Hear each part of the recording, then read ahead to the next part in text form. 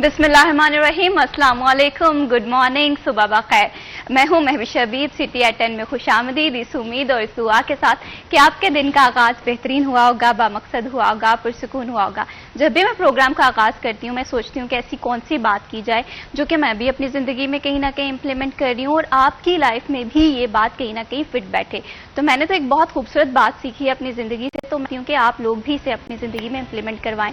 Stop expecting. हम बहुत सारी चीजें जो है वो लोगों से एक्सपेक्ट कर लेते हैं, मामलात हमारे खराब होते हैं, रिश्ते खराब होते हैं, ना उम्मीद हम हो जाते हैं। तो अपनी जिंदगी में सबसे पहला काम आप ये करें कि लोगों से जितनी कम तवक्कुआत रखें उतनी ज्यादा हमारे लिए आसानी होगी, और दूसरों के लिए आसानियां पैदा करें। दूसरों को समझाने की बजाय समझने की कोशिश करें। जिंदगी इसी का नाम है। बढ़ाते हैं प्रोग्राम को आगे। अब देखते हैं कि फैसलाबाद का जो मौसम है ये एक्सपेक्टेशंस पे पूरा होता है या नहीं हमारे टूरिस्ट वेदर के सेगमेंट में।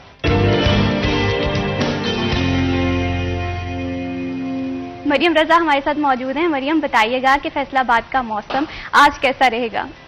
तो फैसलाबाद के मौसम के हवाले से बात करें तो फैसलाबाद में हफ्ज़दा माहौल बढ़ने लगा है। हवाएं भी शहर फैसलाबाद से नाराज नजर आती हैं और बादल भी फैसलाबाद का रुख नहीं कर रहे, जिसकी वजह से गर्मी की जो शिद्दत है उसमें इजाफा भी हो रहा है और इसके साथ साथ फैसलाबादी भी इस मौसम की वजह से खासे परेशान दिखाई देते हैं। अगर दर्जा हरारत के हवाले से बात करें तो शहर फैसलाबाद में कम से कम दर्जा हरारत 29 डिग्री सेंटीग्रेड रिकॉर्ड किया गया है, जबकि ज़्यादा से ज़्यादा 39 डिग्री रहने का इम्कान है, जबकि महसूस 41 डिग्री से ज़्यादा किया जाता है, क्योंकि हवा में हब्स भी बढ़ जाता है और इसके साथ साथ हवा में नमी भी बढ़ती है।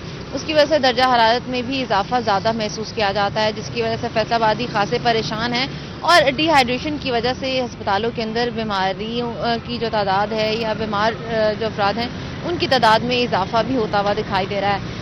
महकमा मौसमियात के मुताबिक हवा में नमी का तनासब जो है वो 70% है, जबकि हवाएं 3 किलोमीटर फी घंटा की रफ्तार से चल रही हैं।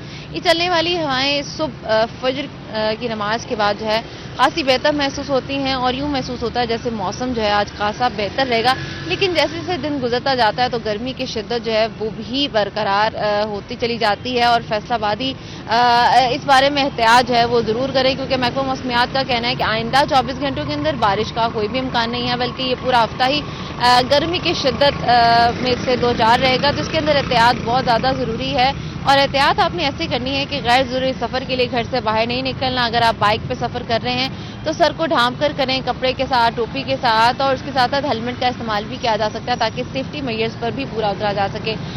इसके साथ साथ पानी का जो इस्तेमाल है उसको ज़रूर लाजमी अपने साथ रखें। पानी का इस्तेमाल करें, जूसेस का इस्तेमाल करें, और जहाँ पर हम फ्राइड चीज़ों का इस्तेमाल करते हैं, फ्राइड खाने इस्तेमाल करते हैं, तो वहीं हमें सब्जियों का इस्तेमाल ज़्यादा से ज़्यादा करना चाहिए ताकि मानसून के मौसम के अंदर डिहाइड्रेशन या डायरिया या पेट की बीमारियों जैसी बीमारियां जो हैं उनसे बचा जा सके। जी बहुत शुक्रिया मरियम, आप तफसीलात से आगाह कर रही थी। बढ़ाते हैं प्रोग्राम को आगे और अब बात करते हैं एक ऐसे मसले की जिसका जो कनेक्शन है वो हमारी आम रूटीन से। हम देखते हैं कि बिजली की लोड शेडिंग हो, वोल्टेज का उतार चढ़ाव हो, कहीं ना कहीं हमारी ज़िंदगी सबसे मुतासिर हो रही होती है। लेकिन दूसरी जानिब फेस्को की जानिब से ये दावे किए जाते हैं कि उनके अपने इशूज़ हैं। तो आज हम समझेंगे कि किस तरह से एक आम इंसान की ज़िंदगी के मसाइल जो हैं, फेस्को के मसाइल, दोनों मिलकर एक आम इंसान की ज़िंदगी को मुतासिर कर रहे हैं। इस पर बात करेंगे, लेकिन इस पर बात करने से पहले जो हमारे आज के गेस्ट हैं उनका तारुफ करवा दूं। आज हमें प्रोग्राम में ज्वाइन किया है सिटी 41 के रिपोर्टर अवैस अली ने। अस्सलाम वालेकुम। वालेकुम सलाम। कैसे हैं अवैस आप? शुक्र अल्लाह का, आप सुनाएं? अल्हम्दुलिल्लाह मैं बिल्कुल ठीक। Thank you so much Awais for joining us in this programme. Awais के साथ ही हमें ज्वाइन किया है मोहम्मद नारू ने, सिटी 41 के रिपोर्टर हैं।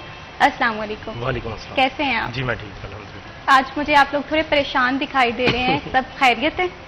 नहीं, ऐसी कोई बात नहीं है, वैसे ही आपको लग रहा होगा मौसम ऐसा है तो वो जो चेहरे की रौनकें हैं वो मांद पड़ जाती है गर्मी की वजह से।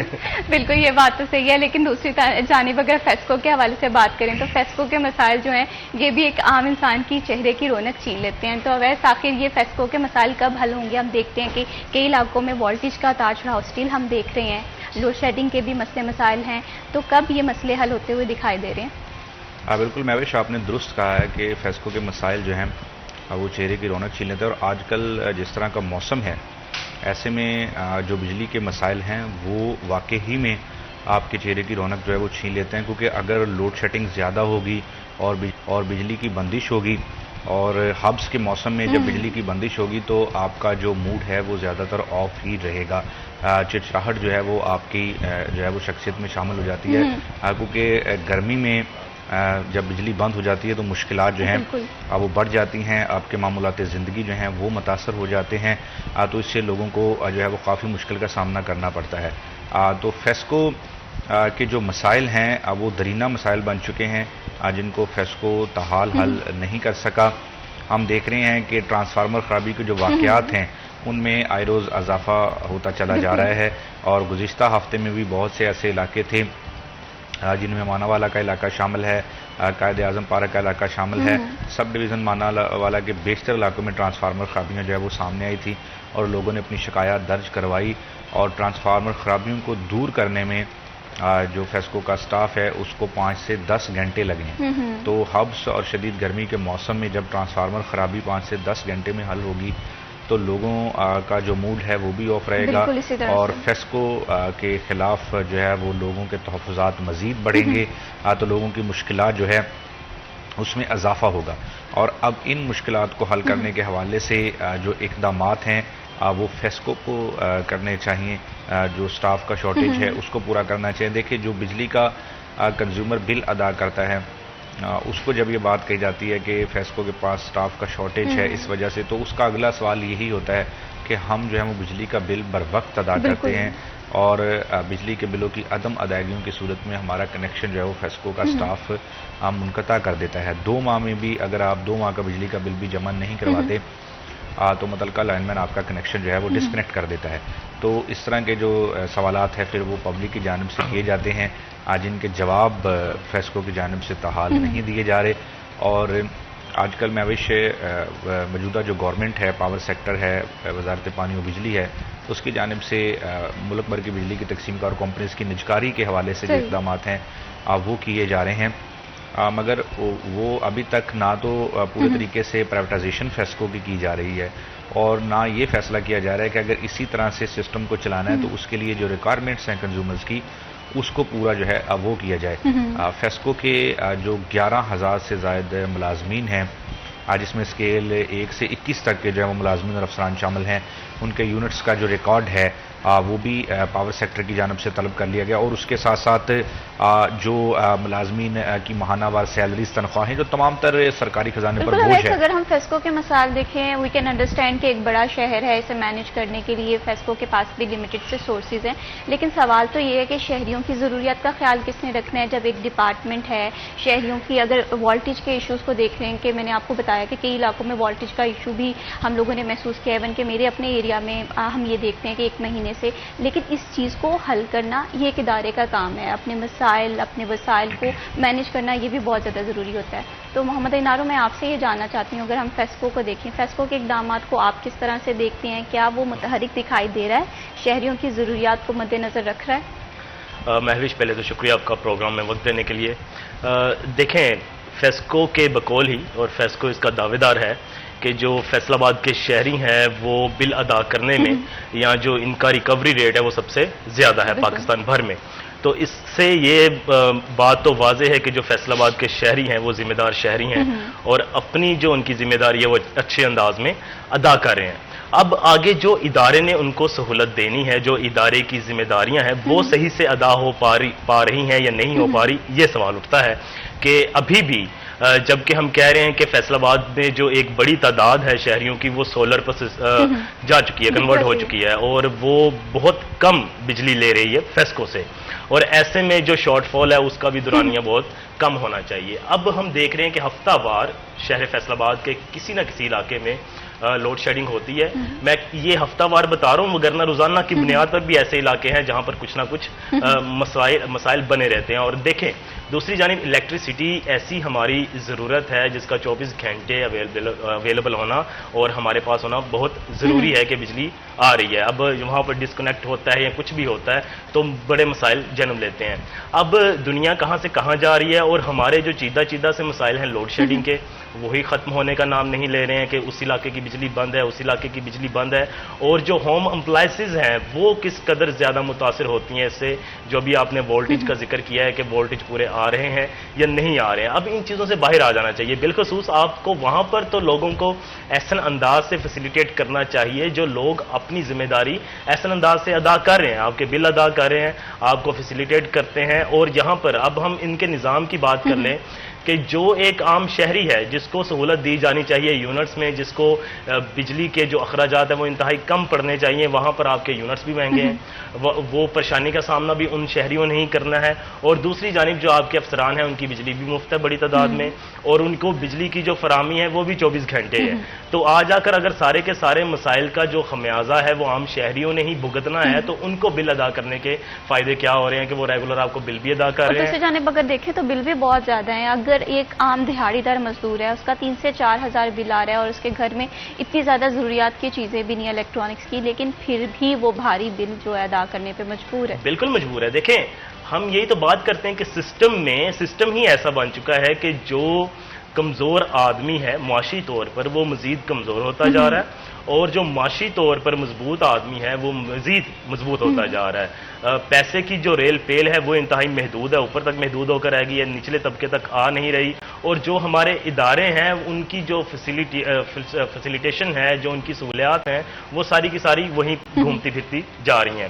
اب دیکھیں بجلی ایک سادہ سا ہمارا معاملہ ہے کہ جناب آپ نے کرنا کیا ہے. اداروں نے آپ وہاں پر بیٹھے ہیں, آپ کے پاس زبردست قسم کے آفیسز موجود ہیں, دفاتر ہیں, آپ کے اے سی چل رہا ہے, وہاں پر آپ نے سہولیات دینی ہے, آپ کے نیچے بندے کام کر رہے ہیں. تو آپ نے اگر پروپر لوگوں کو سہولت بھی نہیں دے سکنا ہے اور آپ فقط آفس تک ہی محدود ہیں, تو آپ کا کام کیا ہے؟ اب مسئلہ یہ ہوتا ہے کہ یہ جو لوگ ہیں یہ پوری کی پورا ایک مائنڈ سیٹ بیٹھا ہوا ہے. اوپر والا طبقہ پورے کا پورا ایک مائنڈ سیٹ ہے جن کو پتا ہے کہ ہم لوگ سکون میں ہیں, نیچے والوں کا کوئی مسئلہ نہیں ہے. مسئلہ تب بنتا ہے جب ان کے برابر والا بندہ ان مسائل سے گزرتا ہے یا ان کا کوئی اپنا ان مسائل سے گزرتا ہے. وگرنہ عام شہری ہیں, ایک علاقے میں کوئی 10 لاکھ کی آبادی ہے, ان کی بجلی منقطع ہے, کئی گھنٹے آپ لگا لیں, نہ انہوں نے کمپلینٹ میں جلدی کام کرنا ہے, نہ کسی شکایت کا جلدی ازالہ ہونا ہے. اب یہ تو ان کے بجلی کے معاملات ہیں. آپ یہ دیکھ لیں ہمارے فیصل آباد میں ایسے کئی علاقے ہیں جہاں پر یہ ٹرانسفارمر رکھتے ہیں عارضی طور پر, کہ ایک ٹرانسفارمر ہے وہ خراب ہوا ہے, اس کو بعد میں انہوں نے فال کیا, اس کے لیے انہوں نے ٹرالی میں لے جا کے عارضی وہاں پر ٹرالی لگائی ہے, ٹرانسفارمر رکھا گیا, اور بعد میں 6 مہینے گزر گئے, 9 مہینے گزر گئے, وہ پھر ٹرالی وہاں سے ہٹائی نہیں جاتی. اب وہ کیا ہوتا ہے کہ تنگ روڈ ہوتے ہیں, تنگ گلیاں ہوتی ہیں, وہاں پہ ان کا جو ٹرانسفارمر ہے وہ بھی پڑا ہے, اور ہیوی ٹرانسفارمر پڑے ہوتے ہیں جو کہ کسی بھی وقت اگر وہ زمین کے اتنے ہیں اور وہ پہنچ میں ہر کسی کی رسائی میں ہیں, تو وہ کسی بھی وقت کسی بڑے حادثے کا اتنے مسئلے مسائل ہیں, لیکن اسے حل کرنے کے لیے کمپریہنسو پلاننگ کی ضرورت ہوتی ہے. لیکن ہم دیکھتے ہیں کہ وہاں پر ادارے کمپریہنسو پلاننگ کی بجائے تاریخ پہ تاریخ کرتے رہتے ہیں. ہمارے مسائل جوں کے توں ہوتے ہیں, وہ فیسکو ہو, وہ یہاں پر واسا ہو, لیکن شہری سوال کرتے ہیں کہ آخر انہیں کب فیسیلیٹیٹ کیا جائے گا. اس پہ فردر بھی بات کریں گے, لیکن یہاں پر وقت ہو ایک چھوٹی سی بریک کا. کہیں مت جائیے, ہمارے ساتھ رہیے.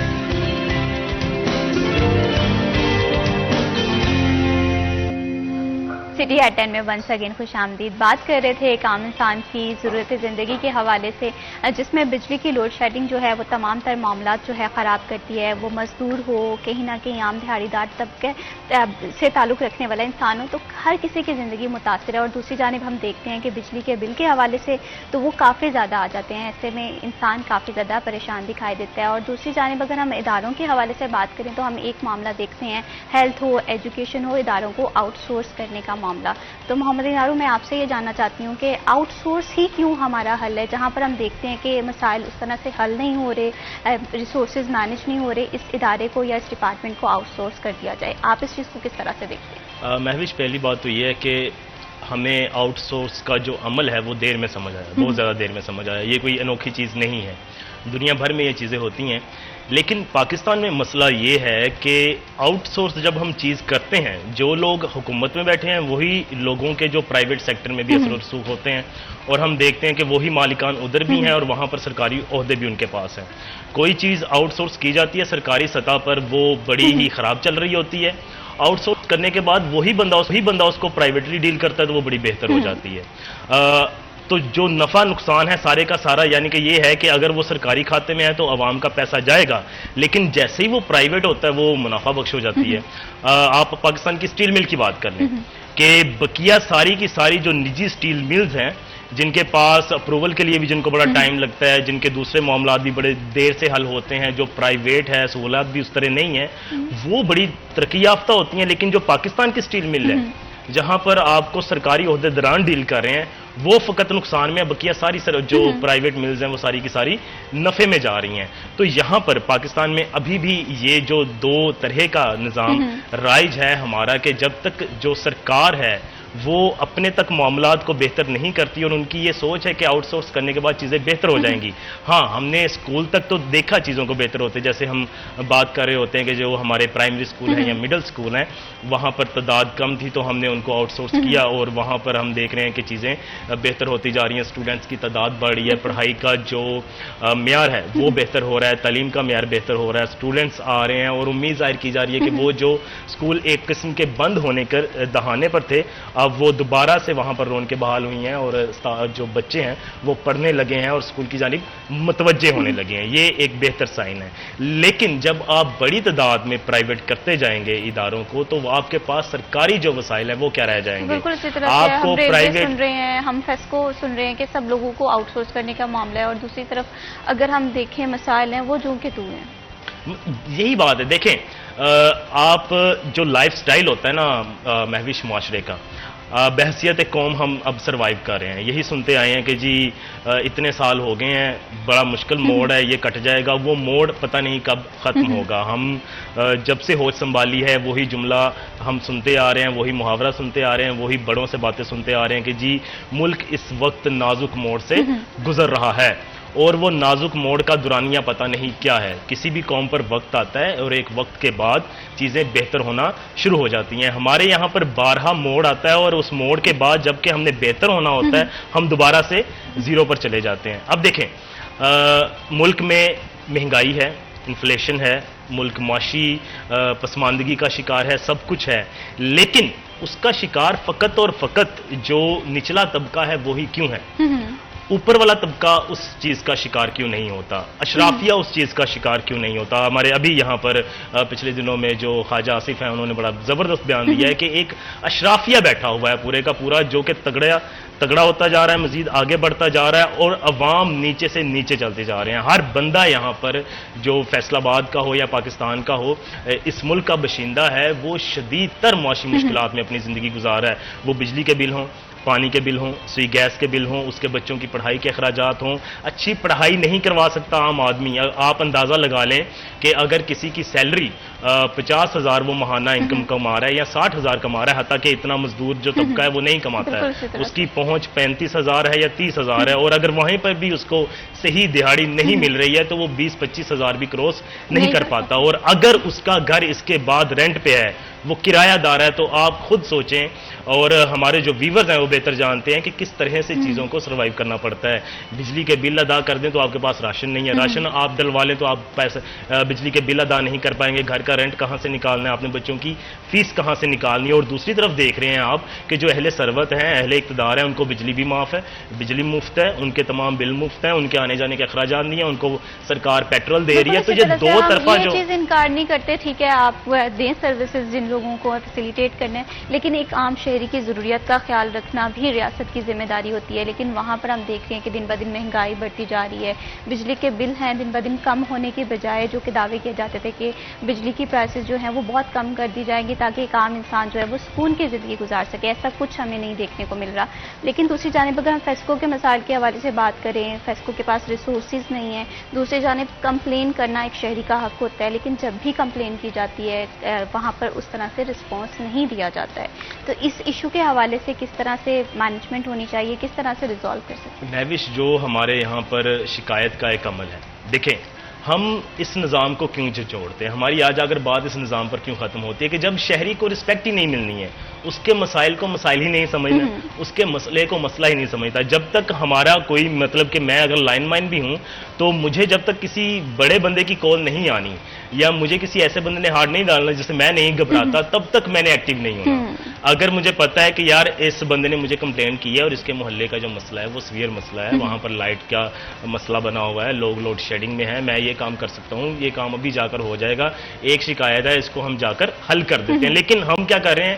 ہم بیٹھے ہوئے ہیں دفتر میں، ہم دیکھ رہے ہیں کہ کوئی مسئلہ نہیں، ہو جائے گا، ہم ٹال مٹول سے کام لے رہے ہیں. یہی اگر ہمارا جو شکایت سیل ہے ایکٹیو ہو اور ان کے اوپر بیٹھے جو لوگ ہیں ایکٹیو ہو کہ جناب اتنی دیر ہو گئی ہے، آپ کو اس محلے سے شکایت آئی ہوئی ہے، وہاں پر لائٹ بند ہے، وہاں پر بجلی کا یہ مسئلہ بنا ہوا ہے، ہوائیں چلنے کی وجہ سے، آندھی کی وجہ سے کوئی تاریں گر پڑی ہیں، کچھ ہو چکا ہے، تو ہمارا جو رسپانس ٹائم ہے وہ کتنا ہونا چاہیے.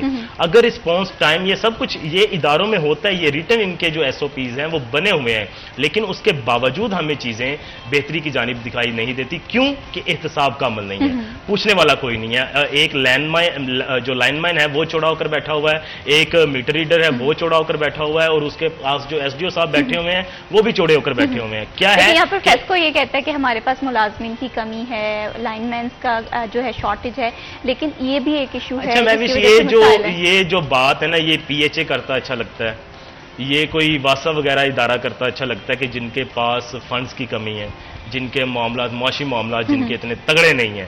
فیسکو وہ ادارہ ہے جو خود دعوے دار ہے کہ جناب ہم معاشی طور پر اور ہمارا جو ریکوری ریٹ ہے وہ بہت زیادہ ہے، ہمارے کنزیومر جو بڑے ایکٹیو ہیں، تو وہاں پر یہ چیزیں نہیں ہیں. آپ کے پاس ملازمین نہیں ہے تو آپ کیوں نہیں کرتے بھرتی؟ آپ اس کو آؤٹ سورس کرنے جا رہے ہیں. دیکھیں، ہمیں مطلب ہے فیسیلیٹیشن سے. بالکل. جو شہری ہے اس کو بلا تعطل بجلی کی فراہمی ہونی چاہیے، 24 گھنٹے ہونی چاہیے.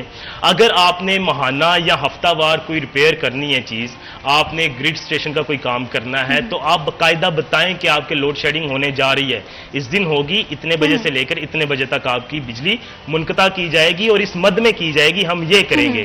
آپ اچانک سے سب کچھ کریں گے اور آپ دیکھیں گے کہ اگر کنزیومر کی جو لائف ہے وہ ڈسٹرب ہوتی ہے، اس کا جو نظام زندگی ہے وہ مفلوج ہوتا ہے، نظام زندگی، معاملات زندگی درہم برہم ہوتے ہیں، اور آپ کہتے ہیں کہ کوئی مسئلہ نہیں ہے، ہم نے اپنا کام کرنا ہے، تو ایسے نہیں ہوتا ہے. ہر چیز کے ایس او پیز ہوتے ہیں. آپ باقاعدہ، ہم کیوں کہتے ہیں کہ غیر اعلانیہ لوڈ شیڈنگ کی بجائے اعلانیہ لوڈ شیڈنگ، کم از کم کنزیومر کو یہ تو پتا ہوتا ہے کہ جناب ہم نے اپنے کام اتنے وقت میں سمیٹنے ہیں، اگلے دن اتنے بجے سے اتنے بجے تک بجلی نہیں ہوگی ہمارے پاس، یہ چیزیں ہونے جا رہی ہیں. آج اگر پھر وہ مسئلہ آ جاتا ہے کہ جب ہم اپنے کنزیومر کو رسپیکٹ دیں گے، اس کو ہم ڈیل کریں گے کہ جناب یہ وہ بندے ہیں جن کی وجہ سے ہم اداروں میں بیٹھے ہوئے ہیں، جن کی وجہ سے ہمارے نظام چل رہے ہیں، جن کی وجہ سے ہماری تنخواہیں آ رہی ہیں. جب یہ سوچ ہی نہیں ہوگی اور وہ صرف اور صرف ایک مافیا کی طرح بیٹھے ہوئے ہیں، ایک نظام کی طرح بیٹھے ہوئے ہیں کہ ہمارا کوئی لینا دینا نہیں ہے، کوئی پوچھنے والا نہیں ہے، ہاں کوئی وی وی آئی پی کا کوئی مسئلہ بنے گا تو ہم فل فور رسپانس بھی کریں گے، کوئک ریئیکشن بھی دیں گے اور مسئلہ حل بھی ہو جائے گا. مسئلہ ہر بندے کا ویسا ہی ہوتا ہے. وہ عام شہری ہے، وہ خاص شہری ہے، آپ کی نظر میں کوئی بھی ہے، وہ آپ کا کنزیومر ہے. تو فیسکو میں اس چیز کے مد نظر شکایت کے ازالے کے حوالے سے کم و بیش کوئک رسپانس کی ضرورت ہے کہ آپ کے پاس ایک شکایت درج ہوتی ہے، اور بعد میں دیکھیں کہ اگر آپ بر وقت نہیں کرتے، ہم کہہ لیتے ہیں کہ جناب ادارہ بر وقت نہیں پہنچا، اگر کہیں پر بجلی کی ہوائیں چلی، آندھی آئی اور بعد میں کہیں پر کوئی تار وغیرہ گر پڑے ہیں اور بعد میں جناب کو بتایا جاتا ہے، شکایت بھی کی جاتی ہے. میں کرنا چاہوں گی کہ ہمارے ہاں نا جو ایک جائز کام ہے وہ بھی سفارشات پہ ہوتا ہے. فیسکو کہیں بھی ہم دیکھ رہے ہیں کہ بجلی جو ہے گھنٹوں غائب ہے. اکثر جب بارش ہوتی ہے ہم دیکھتے ہیں کہ ٹرانسفارمر خراب ہونے کے معاملے ہوتے ہیں یا دیگر، تو ہمیں ہمارے جو مناسب کام ہے یا جائز کام ہے وہ بھی سفارشات سے کروانا پڑتا ہے. یہ چیز بھی ہمارے ڈپارٹمنٹس کو میں سمجھتی ہوں کھوکھلا کر رہی ہے. اچھا، یہ ڈپارٹمنٹ سے ہٹ کر یہ ہمارا جو کہہ لیں کہ قومی مسئلہ بن چکا ہے، سفارشی نظام یا پھر سفارش ایک کلچر بن چکا ہے مکمل طور پر. اس کے بغیر فقط یہ ادارے ہی نہیں، کہیں بھی آپ چلے جائیں وہ چیزیں ہو نہیں پاتی. اور اس کو ہم کہتے ہیں اخلاقی پسماندگی معاشرے کی، کہ جب ہم سفارش کے بغیر شاید کوئی میرٹ پر کام کرنا چاہتے نہیں ہیں. اور سفارش بھی کئی طرح کی ہوتی ہے، ایک تو زبانی کلامی سفارش ہے اور ایک وہ نوٹوں والی سفارش ہوتی ہے کہ جس کے بغیر اداروں میں کام کرنا یا کام کروا پانا ناممکن ہوتا ہے. کہ ایک بندے کا جائز کام ہے، اس کی فائل مکمل ہے، اس کی ڈاکومنٹیشن مکمل ہے، اس کی جو سرکاری جو دستخط ہونے تھے وہ ہو گئے ہیں، ہر بندے سے اس نے فائل کلیئر ہوئی ہے، لیکن وہ پھر بھی سبمٹ نہیں ہو پا رہی کیونکہ وہاں پر سفارش نہیں چل پا رہی. تو ہمارے یہاں پر محوش یہ جو ہمارا اب پسماندگی کی جانب ہم جا رہے ہیں، بالخصوص ہمارے جو بزنس مین ہیں اور ہمارا جو کاروباری طبقہ ہے وہ کیوں منتشر ہوتا جا رہا ہے ہم سے، اور کیوں چاہ رہا ہے کہ وہ پورے کا پورا اٹھ کے ہی اس ملک سے باہر جائے اور اپنا پورے کا پورا سسٹم باہر لے کر جائے، نہ فقط خود جائے. تو یہی اس نظام کی جو کمی بیشی ہے، اس نظام کی جو خرابیاں ہیں کہ جناب ایک عام آدمی، ایک ایماندار آدمی، ایک محب وطن آدمی اور جو ٹیکس پیئر ہے اس ملک کا، وہ اس ملک کو چھوڑنا چاہ رہا ہے، اس کی بڑی وجہ بنیادی وجوہات میں شامل ہے ہمارے اداروں کی یہ نااہلیاں کہ اگر کوئی بندہ صحیح بھی اپنا کام کروانا چاہ رہا ہے تو اس کو غلط راستے اپنانے پر مجبور کیا جاتا ہے. ہم نے دیکھا تھا کہ سٹیزن پورٹل بنایا گیا، ہم نے دیکھا تھا شکایت سیل بنائے گئے، سی ایم سیل بنایا گیا، کام ہوتے دکھائی بھی دیے ہمیں، لیکن پھر آہستہ آہستہ دیکھا ہم نے کہ تمام چیزیں غیر فعال ہوتی گئیں کیونکہ کنیکشن ہے نا، لنک ہے سب بندوں کے آپس میں. جو وہاں پہ بیٹھا ہے اس کا ہی بندہ یہاں پہ بیٹھا ہوا ہے، آپس میں لنک ہے. اگر اس کی جیب بھرے گی تو اس کی جیب میں سے کچھ حصہ ادھر جائے گا، پھر اس کی جیب بھی بھرے گی، اور اس کی جیب بھرے گی تو اس کے افسر کی جیب بھی بھرے گی. ڈائریکٹ جو ڈی جی صاحب یا ڈائریکٹر صاحب نے تو نہیں نا مانگنے پیسے، تو یہ نیچے سے ہی عمل شروع ہوتا ہے جو اوپر تک جاتا ہے. اور آ جا کر سارا خمیازہ کس کو بھگتنا پڑتا ہے؟ وہ آ جا کر کے عام شہری ہوگا، وہ کاروباری طبقہ ہوگا، وہ متعلقہ ملازم ہوگا، وہ عام اسٹوڈنٹ ہو سکتا ہے، وہ ہسپتال میں داخل مریض ہو سکتا ہے، وہ اپنے کام کے لیے لمبی قطار میں کھڑا ہوا شہری ہو سکتا ہے، وہ کریانے کی دکان پہ کھڑا بندہ ہو سکتا ہے. تو جو سارے کا سارا خمیازہ ہے وہ عام شہری نے بھگتنا ہے. اور ایک پورے کا پورا مافیا اشرافیہ، وہ بیوروکریسی میں ہو، وہ حکومت میں ہو، یا وہ کوئی ادارے اور میں ہو، وہ ادارے اور میں ہو، اس کا سسٹم کو چینج کرنے میں ٹائم لگتا ہے، سسٹم کو چیلنج بھی اس طرح سے نہیں کیا جا سکتا. لیکن ضرورت تو اس عمر کی ہے کہ ہمارے یہاں کمپریہنسو پلاننگ ہو، وہ فیسکو ہو، وہ ہمارا ریلوے ہو، یا کوئی بھی ڈپارٹمنٹ ہو، کام جو ہے وہ شہریوں کو فیسیلیٹیٹ کرنا ہے. لیکن شہریوں کی مشکلات میں دن بہ دن اضافہ ہوتا ہوا دکھائی دے رہا ہے. ہم دیکھ رہے ہیں کہ ایک عام انسان جو ہے وہ اپنی زندگی کے ریگولر معاملات جو ہیں وہ اس طرح سے نہیں دیکھ پاتا. آٹا، دالیں، چینی اس قدر مہنگا ہے کہ انسان کی ضرورتیں سے جو ہے وہ باہر ہوتا ہوا دکھائی دے رہا ہے. فردر بھی فیسکو کے مسائل کے حوالے سے ہم بات کریں گے، لیکن یہاں پر وقت ہوا ایک چھوٹی سی بریک کا. کہیں مت جائیے، ہمارے ساتھ رہیے.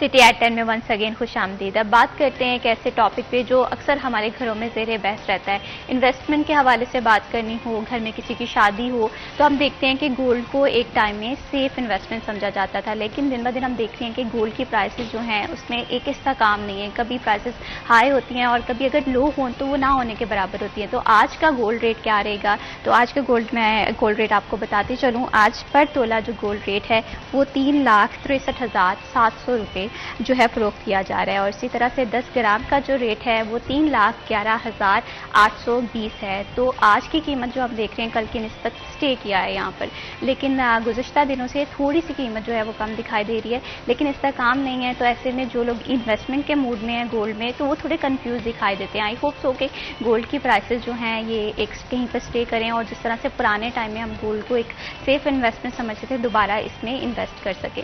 خیر، بڑھاتے ہیں پروگرام کو آگے اور اب گولڈ کے حوالے سے ہم بات کرتے ہیں. محمد انارو، میں آپ سے یہ جاننا چاہتی ہوں کہ ایک طرف ہم دیکھتے ہیں کہ گولڈ انویسٹمنٹ کے لحاظ سے اچھا سمجھا جاتا تھا، لیکن اب لوگ نہیں انویسٹ کرے. اس چیز کو کاروبار پہ کس طرح سے آپ دیکھ رہے ہیں، کیا اثر ہو رہا ہے؟ میں بھی اس میں دو طرح سے چیزیں ہیں. دیکھیں، اگر تو کاروباری اعتبار سے دیکھنا ہے یا عالمی منڈیوں کے حساب سے دیکھنا ہے تو گولڈ کی مانگ مزید بڑھتی جا رہی ہے، جس کی وجہ سے جو قیمت ہے اس میں بتدریج اضافہ ہو رہا ہے. روزانہ کی بنیاد پر ہم دیکھ رہے ہیں کہ اب ایک سال ہو گیا کم و بیش، اور جو گولڈ کی قیمتیں نیچے کم ہی آتی ہیں، بڑھتی جا رہی ہیں. اور ایک ہی سال میں 1 لاکھ کا کم و بیش ڈفرینس آیا ہے ان کی قیمتوں میں، کہ اب 3.25 لاکھ روپے تک جو قیمت ہے وہ گولڈ کی پہنچ چکی ہوئی ہے. اچھا، انویسٹمنٹ کا تعلق اس سے اگر تو اپر لیول پہ دیکھا جائے تو ابھی بھی سیف ہے، کیونکہ وہ کمیونٹی کو کوئی فرق نہیں پڑتا ہے. اب جو دوسرا آپ نے ہمارے گھروں کی بات کی ہے یا شادی بیاہ کے ساتھ اس کو جوڑا جا رہا ہے، تو وہاں پر میں تو کافی خوش ہوں کہ ہمارے گھروں سے یہ باہر نکلا ہے. کیونکہ جو عام لوگوں کے لیے جو شادیوں کے ساتھ گولڈ کو جوڑ دیا گیا تھا، اور پھر جب ہم اپنے معاشی حالات دیکھتے ہیں یا ملکی صورتحال دیکھتے ہیں تو اس گولڈ کی وجہ سے بہت سی شادیاں جو نہیں ہو پا رہی، رکی ہوئی ہیں، کیونکہ اس کی قیمتیں آسمان پر ہیں اور عام جو شہری ہے وہ اس کو افورڈ نہیں کر پاتا. ایک پورے کا پورا ایونٹ ارینج کرنا ایک طرف ہے اور 1 تولہ سونا خریدنا ایک طرف ہے. تو اگر اس کو سوسائٹی کے لحاظ سے دیکھا جائے تو چلو مہنگا ہی ہوا ہے، لیکن یہ ہماری زندگیوں سے باہر تو نکلا، اور ہم اس کی متبادل آرٹیفیشل کی جانب آ رہے ہیں، جو کہ بڑا ہی اچھا رجحان ہے. اس سونے کی وجہ سے جس کے پاس ہے بھائی ہم برا نہیں مناتے ہیں، جس کے پاس ہے وہ رکھے، اس نے انویسٹ کرنا ہے انویسٹ کرے، لیکن اب اس کی قیمتیں نیچے نہیں آئیں گی. بہت ہی ہے، کیونکہ ہمارے یہاں پر جو معاشی صورتحال جاری ہے اس کو دیکھتے ہوئے اب سونا بہت کم نیچے آئے گا. 1,000 کم ہوگا تو 3,000 بڑھا دیا جائے گا. کیونکہ ایک سوسائٹی سب رہ چکا ہے معاملہ. لیکن خواتین کے لیے تو گولڈ جو ہے وہ بہت زیادہ ضروری ہوتا ہے. ہم دیکھتے ہیں کہ شادی پہ جانا ہو, کہیں کسی دعوت پہ جانا ہو, تو ہم لازمی یہ پریفر کرتے ہیں کہ گولڈ پہنا جائے, اور اب گولڈ کی قیمت جو ہے وہ آسمان سے باتیں کر رہی ہے, تو یہ ہمارے لیے تو واقعی تشویشناک بات ہے. اور وہ لوگ جو گولڈ پہننا چاہتے ہیں, گولڈ کے حوالے سے بات کریں گے فردر بھی, لیکن یہاں پر میں تعارف کروانا چاہتی ہوں, ہمیں پروگرام میں جوائن کیا ہے فیصل آباد کے معروف جویلر ہیں فرحت علی رانا صاحب. ان سے بھی جانیں گے کہ آخر گولڈ کی پرائس ریٹ کیوں ایک جگہ پر اسٹے نہیں کر رہی ہیں. السلام علیکم. وعلیکم السلام. کیسے ہیں آپ؟ جی شکر الحمدللہ سب خیریت. بہت شکریہ آپ نے ہمارے پروگرام کو وقت دیا. ہم گولڈ کے حوالے سے بات کر رہے تھے, تو فرحت علی صاحب ہم دیکھ رہے ہیں کہ گولڈ کی قیمت جو ہے وہ کہیں پر اسٹے نہیں کری. کبھی دیکھتے ہیں کہ بہت زیادہ 1 سے 2,000 قیمت میں اضافہ ہو جاتا ہے, اور جب کم ہوتی ہے صرف 200-400 روپے. اس چیز نے کاروبار پہ کتنا اثر ڈالا ہے؟ جی کاروبار تو اس میں تقریباً 10% رہ گیا. 10% بھی جو ہے نا وہ ایلیٹ کلاس کا ہے, جس کو فیشن کے لیے اور اپنے کلچر کے لیے جو ہے نا ان کو اپنے سٹینڈرڈ کو مینٹین رکھنے کے لیے جو ہے نا وہ ضروری بنا لیا گیا. باقی جو گولڈ کا ریٹ ہے نا یہ انٹرنیشنل اکنامک پہ چلا گیا ہے. اس میں اب پاکستان یا کسی چھوٹے ملک کا تو کام رہا نہیں ہے. یہ تو اب ورلڈ لیول ہے کہ امریکہ نے اس کو جو ہے نا وہ سارا کیا ہوا ہے, کنٹرول کیا ہوا ہے. چائنا نے کنٹرول کیا ہوا ہے. ان کی اپنی گیمبلنگ ہے کہ بھی کبھی اپنی ضرورت کے لیے بڑھا لیتے ہیں اور کبھی کم کر لیتے ہیں. صحیح, بالکل اسی طرح سے, کیونکہ اس چیز میں ہم دیکھتے ہیں کہ پہلے ہماری سوسائٹی کا گولڈ ایک بہت بڑا حصہ سمجھا جاتا تھا. شادی بیاہ ہو, انویسٹمنٹ کے حوالے سے ہو, تو ہم سمجھتے تھے کہ گولڈ سیفسٹ ذریعہ ہے ان چیزوں میں انویسٹ کرنے کا. تو ابھی آپ کیا سمجھتے ہیں, وہ لوگ جو انویسٹمنٹ کے موڈ میں ہیں وہ گولڈ میں انویسٹ کریں یا نہیں؟ جی ابھی بھی جو ہے نا وہ گولڈ جب بھی اس کو دیکھا گیا نا تاریخ میں, یہ ہمیشہ ملٹی پلائی ہوا ہے, اس میں جمع والا آپشن نہیں ہے. تو میرا خیال ہے کہ ابھی بھی آپ کو کوئی پیسے ایکسٹرا پڑے ہوئے ہیں, کوئی انویسٹمنٹ ہے, تو آپ کو سوٹ اور یہ دوسری چیزوں پہ پیسے خرچ کرنے سے بہتر ہے کہ آپ گولڈ پہ جو ہے نا وہ ابھی بھی انویسٹ کر سکتے ہیں. صحیح, یہ بہترین جو ہے نا وہ سیونگ ہے. صحیح. لیکن ایک طرف ہم یہ بھی دیکھتے ہیں کہ گولڈ خریدا مہنگے ریٹ پہ جاتا ہے, لیکن جب اسے سیل آؤٹ کیا جاتا ہے تو اس کی پرائس بھی گر جاتی ہے. تو اس سلسلے میں یہ کیا معاملہ ہوتا ہے؟ یہ جیولری کے جو سسٹم سے ہم دیکھتے ہیں نا, تو اس میں میکنگ چارجز, سروسز چارجز, اور پھر اس میں جو ملاوٹ کے پیسے ہوتے ہیں, یہ تو ڈیپینڈ کرتا ہے کہ جیولر پہ کہ وہ آپ کو کتنی فیور دے سکتا ہے. یہ فرینکلی کہ بھی ایز اے فیملی ممبر کی طرح کہ بھی ہماری اپنی جو ہے نا وہ وش ہوتی ہے کہ ہم کسٹمر کو زیادہ سے زیادہ انٹرٹین کریں. اگر کوئی غریب, کوئی کمزور لوگ آ گئے ہیں آپ کے پاس شاپنگ کرنے کے لیے, ان کا تھوڑا سا خیال کرنا چاہیے. اسے سروس چارجز کم لینے چاہیے, تاکہ بیچتے وقت, کیونکہ اس کا وہ ایسٹ ہوتا ہے, اس کو پریشانی میں یا کسی بھی تکلیف میں اگر بیچنا پڑے تو وہ بجائے آپ کو کوئی برے الفاظوں میں یاد کرے, وہ آپ کو اچھے الفاظوں میں یاد کرے. لیکن یاد تب کرے گا جب آپ نے اس کے ساتھ کوئی مخلص طریقے سے جو ہے نا وہ کاروبار کیا ہو, کسی اچھے طریقے سے ڈسکاؤنٹ ریٹ پہ اس کو کوئی چیز دی. بالکل, ایک اچھے بزنس مین کی نشانی یہ ہوتی ہے کہ وہ اپنے کسٹمر کو ایک اچھے طور پر لے کر چلتا ہے. لیکن اگر ہم بات کریں اصلی سونے کی پہچان کے حوالے سے, تو ہم دیکھتے ہیں کہ بہت کم لوگ ہیں. اگر میں اپنی بات کروں تو مجھے نہیں پتا چلے گا کہ یہ گولڈ ہے یا یہ سونے میں یہاں پر ملاوٹ ہوئی ہے. تو اس کی پہچان کس طرح سے کی جا سکتی ہے؟ اس کی پہچان تو جی بیسیکلی تو گولڈ جیولر ہی کر سکتا ہے. کسٹمر تو اس کی جو ہے نا وہ نہ ہو اتنی نہیں لے سکتا, کیونکہ یہ ایک دن کا سیکھنے کا کام نہیں ہے کہ آپ ایک دن میں سیکھ لیں, ہفتے میں سیکھ لیں. اس کے لیے بہت ٹائم لگتا ہے. صحیح. تو دوسرا یہ ہے کہ بھی پاکستان میں کچھ ایسے سٹینڈرڈ مینٹین کیے جا رہے ہیں کہ جس میں سونے کا جو ایک سٹینڈرڈ ہے نا اس کو 100% شیور کیا جائے کہ بھی میں اور کوئی بھی جیولر جو ہے نا وہ 100% کوالٹی دے رہے ہیں کسٹمر کو. بالکل ایسے ہی ہے, کیونکہ اس پہ ہم دیکھتے ہیں کہ ایسے خبریں بھی سوشل میڈیا پہ دیکھی ہوئی ہیں کہ جہاں پر لوگوں کے ساتھ فراڈ ہو جاتا ہے. ظاہر سی بات ہے, ایک بھاری رقم انویسٹ کر رہے ہیں, اس میں آپ کا اصلی سونے کی پہچان رکھنا, اور ایسے میں ایک ٹرسٹفل میں سمجھتی ہوں کہ ہمیں بزنس کی طرف جانا چاہیے, جویلرز کی طرف جانا چاہیے, اور اس پہ پراپر چیک اینڈ بیلنس رکھنے کی بھی ضرورت ہے. اور اس حوالے سے کیا اقدامات کیے جا رہے ہیں اس پر ہم فردر بات کریں گے, لیکن یہاں پر وقت ہو ایک چھوٹی سی بریک. آ کے ہی مت جائیے ہمارے ساتھ.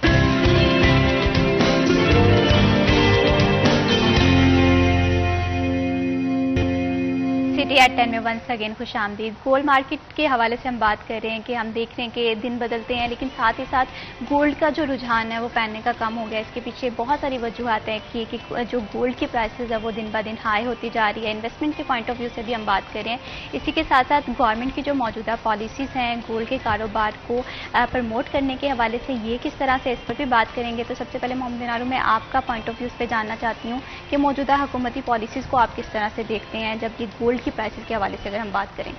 اچھا, گولڈ کی پرائسز کے جیسے کہ فرحت صاحب نے بتایا ہے, اور آغاز میں ہم نے بھی بات کی ہے کہ عالمی جو منڈیوں کے اب ہر طرف سے جو ایک معیشت ہے وہ ملکوں کی معیشت نہیں رہ گئی یا انفرادی معیشت نہیں رہ چکی ہے. بہت کم ممالک ہیں ایسے جن کی معیشت ان ممالک کے کنٹرول میں ہے اور وہ اپنا پیسہ اپنے حساب سے خرچ کرتے ہیں, اپنے حساب سے انٹرسٹ سے لگاتے ہیں, اور ایسے جو ممالک ہیں وہی در حقیقت آزاد ہیں اور ترقی یافتہ ہیں. بقیہ جب ہم اپنی بات کرتے ہیں جو کہ ابھی بھی ترقی پذیر ممالک ہے, ترقی یافتہ ممالک میں شامل نہیں ہیں, جن کی پوری کی پوری جو اکانومی ہے وہ یا پھر IMF ڈیل کر رہا ہے یا FATF ڈیل کر رہا ہے, تو وہاں پر جو پرائسز کا تعلق ہے وہ عالمی منڈیوں سے ہی جڑا رہتا ہے کہ عالمی منڈیوں میں کیا رجحان ہے, کیا رجحان نہیں ہے, تو اس اعتبار سے ہم ان کے پابند ہو کر رہ جاتے ہیں. اب دوسرا سوال یہ اٹھتا ہے کہ جناب جب ایسی کنڈیشن آ چکی ہے تو ہم نے کیا کرنا ہے, تو وہاں پر ہمارا اپنا اوپینین تو رہ ہی نہیں جاتا کہ ہم نے اپنے اعتبار سے کچھ کرنا ہے یا کچھ نہیں کرنا ہے, وہاں پر ہم نے ان کے اعتبار سے کچھ کرنا ہے. اب آ جائیں سونے کے اوپر, یا ہم جیسے بات کر رہے تھے کہ جی اس کی افادیت یا کاروبار یا فلاں چیزیں, تو یہ ایک مکتبہ فکر یا ایک ایلیٹ کلاس تک محدود ہے. اب جو کاروبار کر رہے ہیں وہ بھی یہی ہے کہ جو ان کے پاس سونا آیا اس کو ہی ری ڈیزائن کر دیا, نئے سرے سے سونا تیار ہونا یا نئی ڈیمانڈ آنا یا فریش مارکیٹ میں جانا وہ نہ ہونے کے برابر رہ چکا ہے. آپ کسی بھی سونار کی دکان پہ چلے جائیں, کسی بھی جیولری کی دکان پر چلے جائیں, تو آپ کو وہاں پر گاہک اکا دکا ہی دکھیں گے. آپ فیصل آباد کا ریل بازار لے لیں, اور اس ریل بازار میں اتنی ریل پیل ہوا کرتی تھی کبھی کہ پاؤں دھرنے کی جگہ نہیں ہوتی تھی, لوگ جاتے تھے اور ہر دکان میں سونار کی کم و بیش آپ کو کسٹمر دکھائی دیتے تھے. اب وہاں پر آپ کو راہ تکتے دکھائی دیں گے. اتنی شدت سے کوئی عاشق محبوبہ کا انتظار نہیں کرتا جتنی شدت سے سونار اپنے گاہک کا انتظار کر رہا ہوتا ہے کہ کوئی آ جائے. یہ حالات ہو گئے ہیں سونے کے حوالے سے. اور اگر آپ میری ذاتی رائے لیں تو جناب وہ چیز جو آپ کی بنیادی ضرورت میں شامل نہیں ہے اس کو زبردستی ضرورت نہیں بنایا جانا بالکل چاہیے. اسی طرح سے ہے, آپ نے بالکل ٹھیک بات کی ہے کہ اب جو سونا ہے وہ غریب آدمی کی پہچان جو پہنچ ہے اس سے بھی دور ہو گیا ہے. پہلے تو ایک پہچان سمجھا جاتا تھا شادیوں کی, لیکن اب اس طرح سے نہیں ہم اسے زندگی میں اپنے شامل کر سکتے. تو یہاں پر فیصل صاحب آپ سے بھی میں جاننا چاہتی ہوں, اگر گولڈ مارکیٹ کے حوالے سے بات کریں یا جویلرز کے مسائل کے حوالے سے بات کریں تو وہ کون کون سے مسائل ہیں جو ابھی آپ لوگوں کو درپیش ہیں؟ جی سب سے پہلے تو جی میں ان کی بات کی نفی کرتا ہوں کہ جب تک دنیا رہے گی نا تب تک سونا اور زیور چلتا رہے گا, کیونکہ یہ تب ابد ازل سے چلتا آ رہا ہے اور آج تک چلتا رہے گا.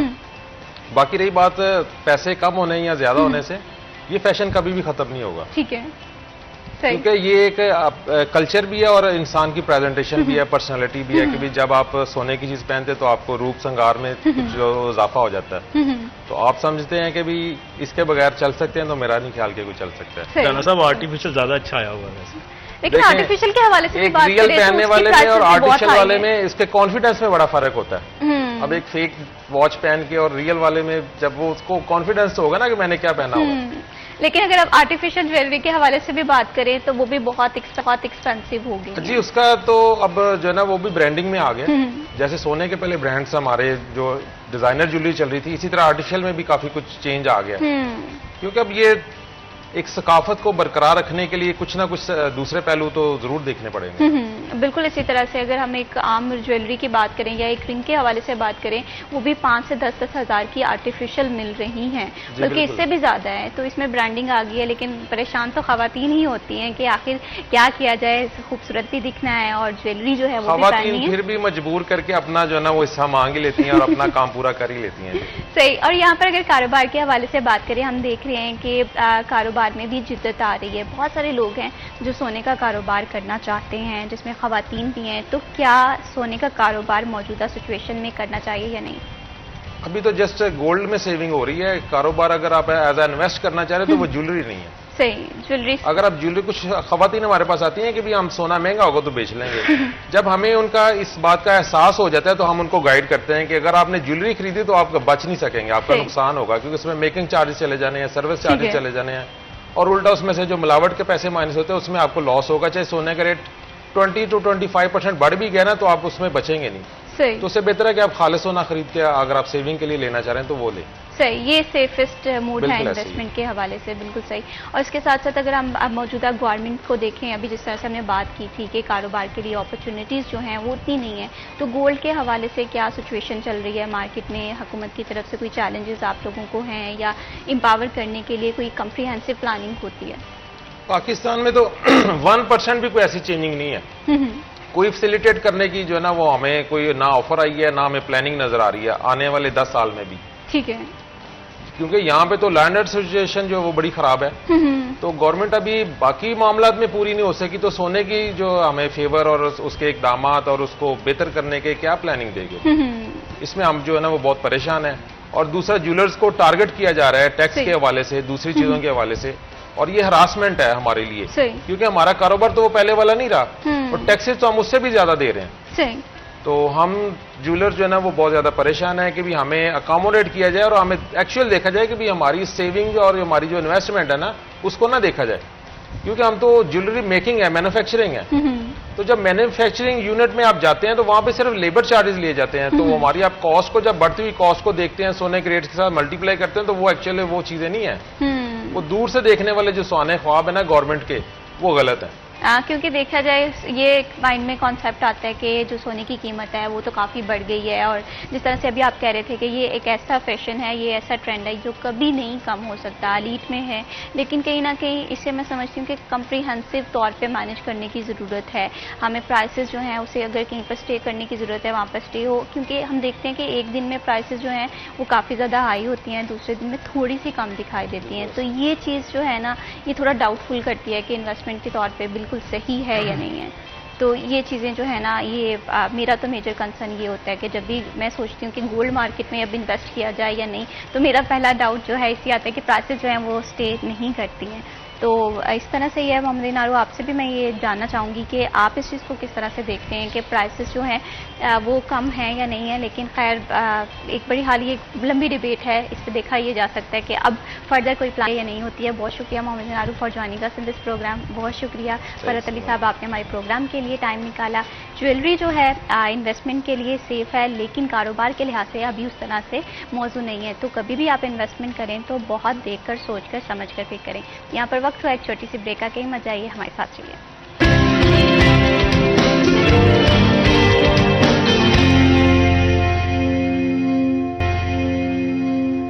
سٹی ایٹ 10 میں ونس اگین خوش آمدید. بڑھاتے ہیں پروگرام کو آگے اور اب بات کرتے ہیں کچن آئٹمس کے حوالے سے. میں یہ سمجھتی ہوں کہ ایک خواتین کی یا خاتون کی زندگی جو ہے وہ کچن کے ارد گرد گھومتی ہے, لیکن پرائسز جو ہیں سبزیوں کے حوالے سے ہوں, چکن کے حوالے سے ہوں, تو فیملر ہونا بہت زیادہ ضروری ہوتا ہے تاکہ جب بھی خریداری کے لیے مارکیٹ جائیں تو ہمیں ہاؤ نہ ہو کہ آج سبزیاں یا چکن کا کیا ریٹ ہے. تو یہ دیکھتے ہیں ہمارے آج کے سیگمنٹ آج کے بھاؤ میں کہ آج سبزیاں کس بھاؤ فروخت ہو رہی ہیں.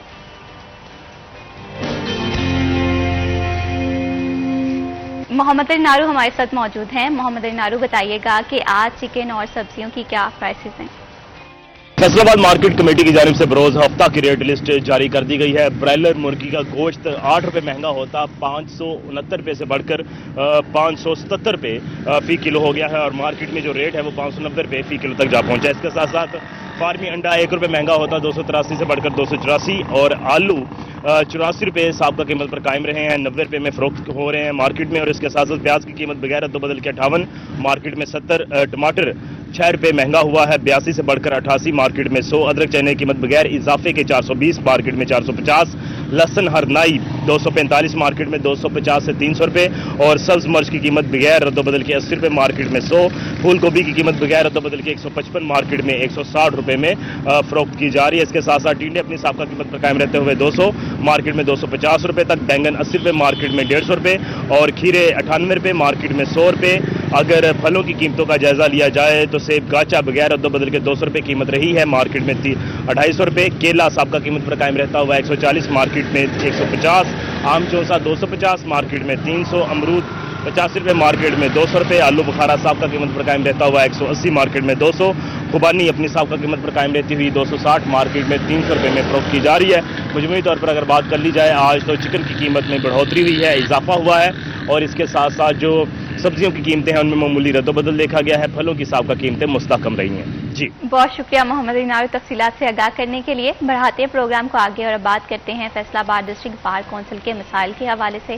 ان ایشوز کے حوالے سے بات کرنے کے لیے ہمارے ساتھ اسٹوڈیو میں جو گیسٹ موجود ہیں وہ یقیناً کسی تعارف کے محتاج نہیں ہے, لیکن پھر بھی تعارف جو ہے وہ مینڈیٹری ہوتا ہے. میں بات کر رہی ہوں, ہمیں اسٹوڈیو میں جوائن کیا ہے رائس سیف الرحمان بھٹی صاحب نے. آپ صدر ہیں ڈسٹرکٹ بار ایسوسی ایشن کے, معروف قانون دان ہے. ایڈوکیٹ کے حوالے سے مسائل کو اجاگر کرنا ہو, ان کی فلاح و بہبود کے لیے کام کرنا ہو یا रखते हों विजन, एक वसी विजन और तजर्बा रखते हैं।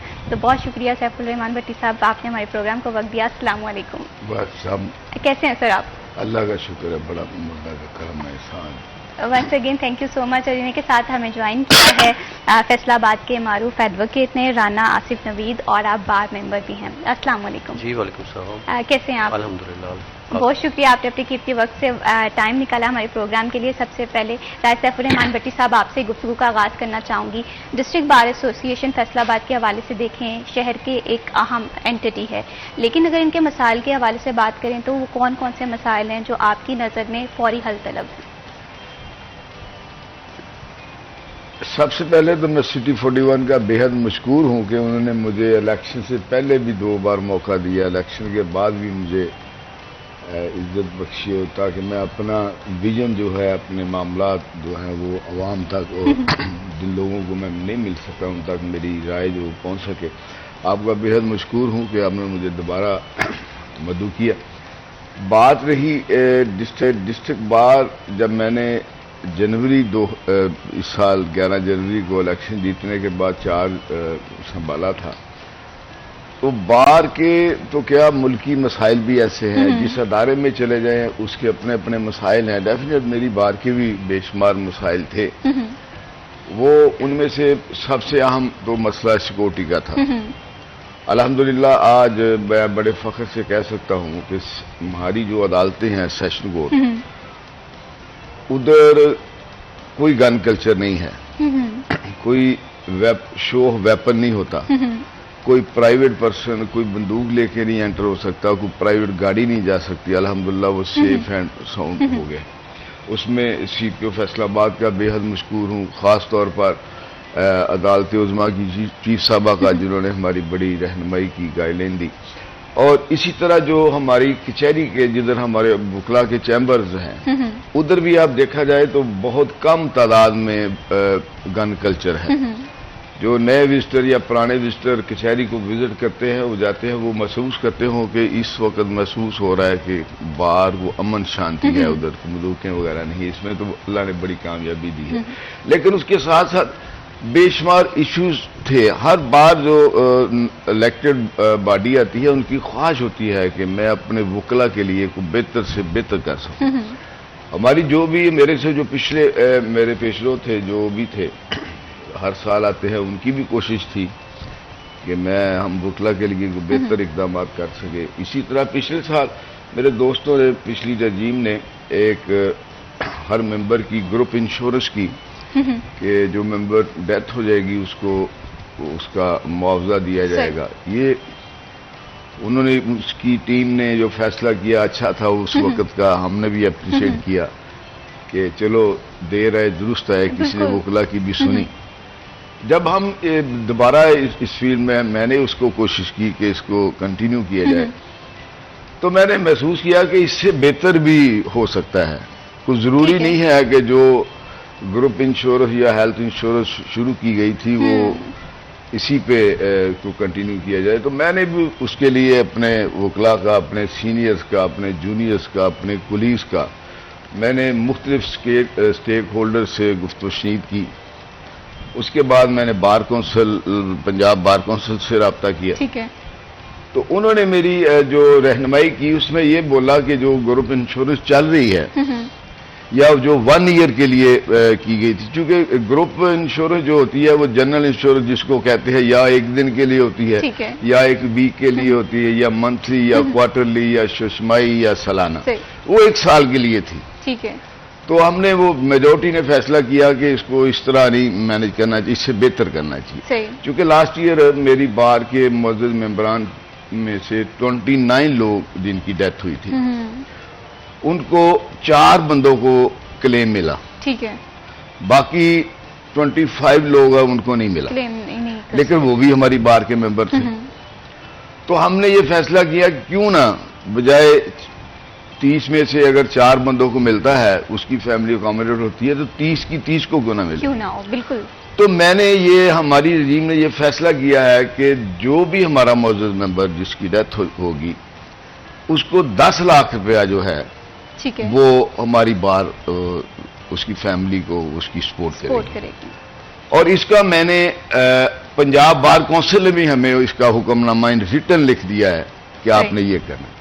سیکنڈلی میں نے وہ کیا کہ جو میں انشورنس کمپنی کو پچھلے سال ہم نے پیسے دیے تھے وہ 1.5 کروڑ کے قریب، آج کل شاید وہ 2.5 کروڑ سے زیادہ بنتے ہوں گے، تو میں نے وہ اس میں سے زیادہ کو پیسے کر کے 300 یا 3 کروڑ یا 4 کروڑ کا جو فکس اکاؤنٹ ہے میں بار کا، اس کو میں نے فکس کر دیا فار دی 20 ایئرس. ٹھیک ہے. وہ بار کا ایسٹس ہوگا انشاءاللہ تعالی. صحیح. اور ایک اور کام کیا ہے کہ جو بلامڈل فنڈ تھا وہ کئی سالوں سے وہ وصول تو ہو رہا تھا لیکن اس کا اکاؤنٹ نہیں تھا، وہ ختم ہو گیا تھا. میں نے اس کو بھی بحال کر دیا ہے. اب ہوا یہ کہ جو وکلا کے پیسے ہیں وکلا کے ہی اکاؤنٹ میں رہیں گے صحیح. اور اسی کی فیملی کو جب ملیں گے تو کسی سے ہمیں بھیک نہیں مانگنا پڑے گی اور زیادہ سے زیادہ لوگ اکاموڈیٹ ہوں گے. بالکل. جس طرح سے رائے سیف الرحمان بھٹی صاحب آپ نے بہت ہی خوبصورت کام کیا. ہم دیکھتے تھے کہ وکلا اپنی زندگی میں تو بہت اچھے کام کر رہے ہیں لیکن جب وہ اس دنیا سے چلے جاتے تھے تو کوئی ان کے لیے سپورٹ کرنے والا نہیں تھا، فیملیز مشکلات کا سامنا کرنا پڑ رہا تھا. تو یہ بہت اچھا انیشیٹو ہے کہ آپ وکلا کے حوالے سے سوچتے ہیں، ان کی فلاح و بہبود کے حوالے سے سوچتے ہیں. تو آپ اپنے ویژن اور ایکسپرٹیز کو ماشاءاللہ ڈسٹرکٹ بار ایسوسیشن کے ساتھ لے کر چل رہے ہیں. شہر کو آپ جیسے لوگوں کی ضرورت ہے. یہاں پر رانا آصف صاحب آپ سے بھی میں جاننا چاہتی ہوں، اگر وکلا کے حوالے سے بات کریں تو آپ کی نظر میں کون کون سے مسائل ہیں کہ جو کہ ابھی حل ہونے چاہیے؟ ماشاءاللہ سے رائے سیف الرحمان بھٹی صاحب بہت اچھا کام کر رہے ہیں اور پھر ہوتا ہے نا کہ کچھ چیزیں ہوتی ہیں جو ساتھ ڈسکشن کے ساتھ چیزیں بہتر ہو سکتی ہیں. تو آپ کی نظر میں کون سے ایسے مسائل ہیں جو کہ ابھی حل ہونے باقی ہیں؟ جی بہت شکریہ، آپ نے مجھے وقت دیا اور عزت افزائی کی.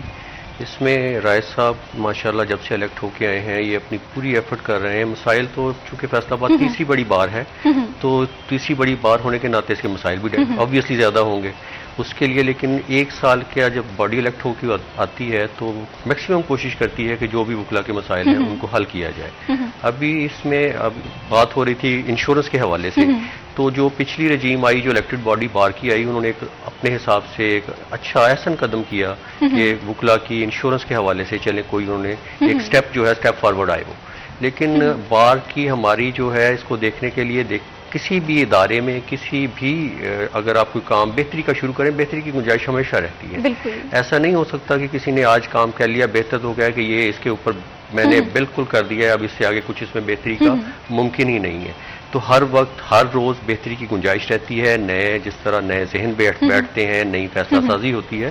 تو اس حوالے سے ہماری بار کا ایک یہ جو مسئلہ ہے کہ ہماری بار کی جب آپ انشورنس کرواتے ہیں تو آپ کو پریمیم دینا پڑتا ہے. ہماری بار کی کوئی فکس انکم نہیں ہے. یہ اس حوالے سے بھی ہمیں دیکھنا پڑا. جب یہ رائے صاحب آئے یہ باتیں ڈسکس ہوئیں، جو پرانے صدور تھے سیکرٹری صاحبان جو الیکٹڈ باڈیز تھیں ان کو بلوایا گیا، ان سے مشاورت کی گئی تو یہ بات سامنے آئی کہ ہماری بار کی کوئی ایسی مطلب فکس انکم ہے نہیں ہے کہ ہم ہر سال پریمیم ادا کر رہے ہیں. اور دوسرا جیسے صدر صاحب نے فرمایا ہے کہ بار کی سب کی ویلفیئر کے لیے ہمارے لیے وہ بھی اتنا ہی قابل احترام قابل عزت ہے جو بندہ ایک دن کا ممبر بنتا ہے یا جنہوں نے 60 سال اس پروفیشن کو دے دیے. وہ ہمیں اگر ان کے لیے جب پچھلی رجیم نے کیا تو 35 یا 40 سال تک انہوں نے کر دیا کہ ان کے لیے ہم نے انشورنس کو جو ہے وہ ان کے لیے بینیفیشری ہوں گے. لیکن وہ لوگ جنہوں نے 60-70 سال اس پروفیشن کو دے دیے، اس ادارے کو دے دیے، تو ان کو تو ویسے نہیں چھوڑا جا سکتا کہ کل خدا نہ خواستہ اگر ان کی ڈیتھ ہو جائے یا کوئی تو ظاہر ہے ان کے بینیفٹ کے لیے بھی یہ بھی بعد میں مل کے سوچنا ہے، سب کی فلاح کے لیے سوچنا ہے، اجتماعی مفاد کو مد نظر رکھنا ہے.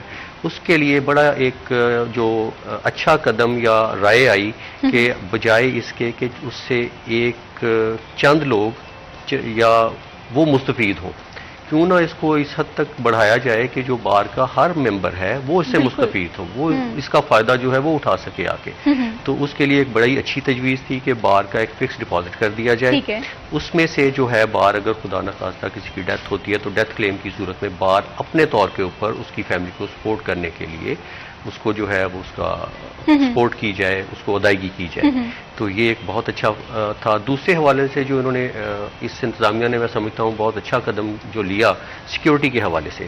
اگر کسی سے کمپیریزن کرنا قطعاً میرا مقصد نہیں ہے، لیکن اگر پچھلی دیکھ لیا جائے تو کچہری میں جو آئے روز واقعات ہو رہے تھے، میرا خیال تھا کہ لوگ سب سے समझ लिया गया था कि कचहरी एक सेफ जगह है Safe किसी को place टारगेट नहीं करने है, के बिल्कुल, लिए। सेफ प्लेस तो लोग अपने राइट्स के लिए आते हैं ना, लेकिन वो समझ लिया गया था कि शायद किसी को टारगेट करने के लिए भी सबसे सेफ जगह है। उस हवाले से के लिए भी ये मौजूदा इंतजामिया ने सदर साहब की सरबराही में इन्होंने डिस्ट्रिक्ट इंतजामिया के साथ मुशावरत करने के बाद उन्होंने इस तरह सेफ्टी मेजर्स लिए कि मेरा ख्याल है कि पिछले जब से ये आए हैं कि अल्लाह ताला का शुक्र अदा करना चाहिए कोई ऐसा वाकया जो है या हादसा वहाँ पर नहीं रूनमा हुआ। तो तीसरे हवाले से जो बार के मसाइल रहते हैं पार्किंग के हवाले से बहुत बेहतरी आई है और बहुत बेहतरी की अभी नकाइश बाकी है। बिल्कुल इसी तरह से जब एक बड़ा शहर हो और बड़े शहर के मसाइल को हल करने के लिए जाहिर सी बात है टाइम भी रिक्वायर्ड होता है, कम्प्रीहेंसिव पॉलिसी विजन, ये सारी चीज़ें जब मिलकर काम करती हैं तो मसाइल जो हैं वो दिन ब दिन हल होते हुए दिखाई देते हैं। डिस्ट्रिक्ट बार एसोसिएशन के हवाले से फर्दर भी बात करेंगे, लेकिन यहाँ पर वक्त हुआ एक छोटी सी ब्रेक का, कहीं मत जाइए, हमारे साथ रहिए।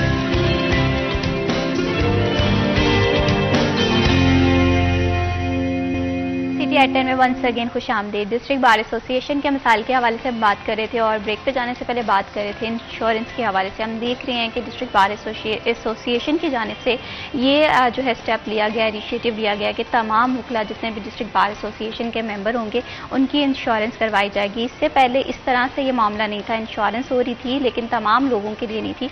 तो मैं रायसापुर भट्टी साहब आपसे इस हवाले से फर्दर भी डिटेल्स जानना चाहती हूँ, क्योंकि लाइफ की गारंटी नहीं है। हम देख सकते हैं कि 25 साल वाला इंसान, 30 साल वाला इंसान, 35 साल वाला इंसान, किसी की लाइफ की कोई गारंटी नहीं है। तो ऐसे में इंश्योरेंस तमाम वकला का हक है। इस चीज को किस तरह से आप फर्दर लेटर ऑन लेकर चलेंगे? मैं बात को क्लियर कर दूं। देखिए, मेरा किसी सियासी जमात से कोई तल्लुक नहीं, ना ही जो हमारे मुल्क की बार के नुमाइंदे इलेक्ट होते हैं वो किसी सियासी बुनियाद पर होते हैं कि मेरा किसी सियासी जमात से मेरा तल्लुक है, मेरा कोई सियासी एजेंडा है। ये जो पॉलिटिकल फैसले होते हैं ये सियासी जमातें करती हैं, ना कि हमारे जैसे फलाई अदारों के सरबराहान या उसकी कैबिनेट जो है वो पॉलिटिकल फेमस फैसले नहीं करते।